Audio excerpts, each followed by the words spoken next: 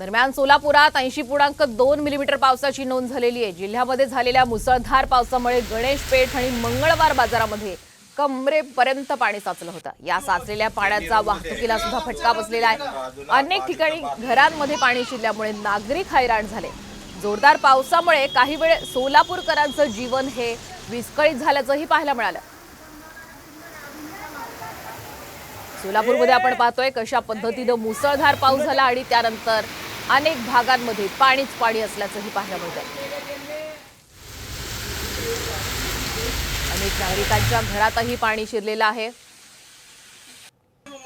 विशेषतः गणेश पेठ आणि मंगळवार बाजारामध्ये कमरेपर्यंत पाणी साचल्याचं पाहायला मिळालं।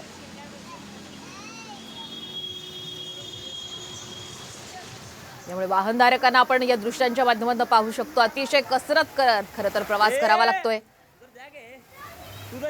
सोलापूरमधली ही दृश्य साम टू व्ह्यू आहे।